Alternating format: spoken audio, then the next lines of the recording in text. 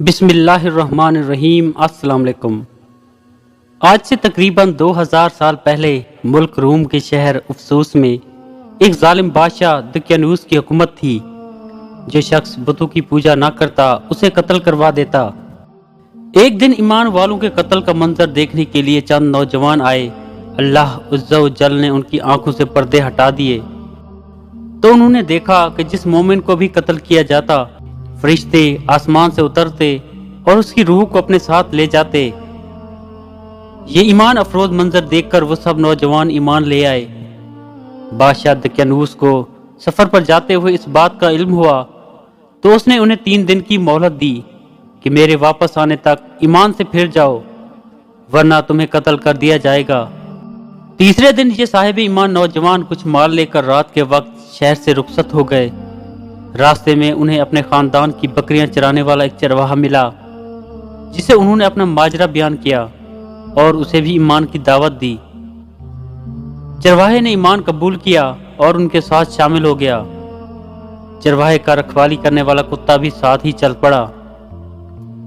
ये सब सफर करते करते सुबह के वक्त शहर से तकरीबन 6 मील दूर एक गार में पहुंचे और खाना खाकर सो गए। यही वजह है कि उन्हें असहाब काफ यानी गार वाले कहा जाता है।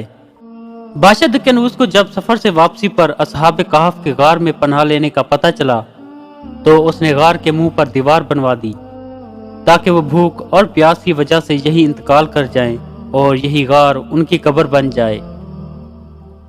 जिस हुकूमती मुलाजिम को यह काम दिया गया उसने असहाब काफ के नाम, तादाद और उनका पूरा वाकया उम्दा किस्म के सीसा यानी एक स्याही माइल नीले रंग की धात जिससे बंदूक की गोलियां और छर्रे वगैरह बनाए जाते हैं से बनी तख्ती पर लिखवाया और उसे तांबे के एक संदूक में बंद करके दीवार की बुनियादों में रखवा दिया। 309 साल तक मुकम्मल सोए रहे। इस दौरान किसी भी आवाज के सबब एक लम्हे के लिए भी बेदार ना हुए। इस अरसे में कई बादशाह आए और गए, यहाँ तक कि एक नेक दिल बादशाह बैदरुस की हुकूमत आ गई। उसके ज़माने में कई फितने उठे जिनमें से एक ये भी था कि मरने के बाद दोबारा जिंदा होने और क़यामत आने का कुछ लोग इनकार करने लगे थे। बैदरुस ने यह हालत देखकर बारगाह इलाही में फरियाद की, या अल्लाह अज़्ज़ा व जल, कोई ऐसी निशानी ज़ाहिर फरमा जिससे लोगों को मरने के बाद दोबारा जिंदा होने और क़यामत आने का यकीन हो।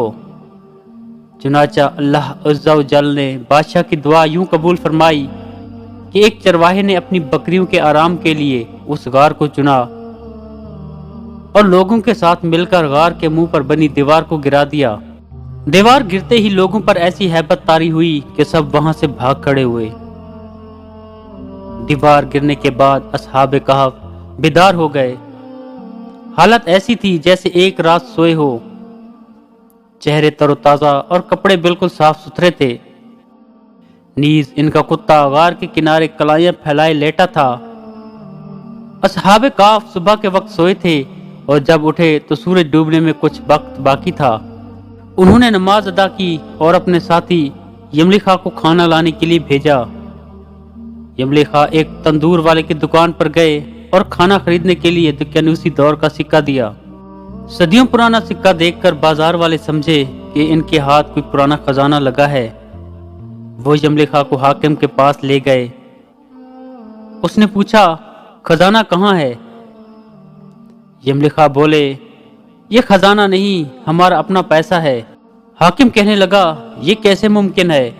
ये सिक्का 300 साल पुराना है, हमने तो कभी ये सिक्का नहीं देखा।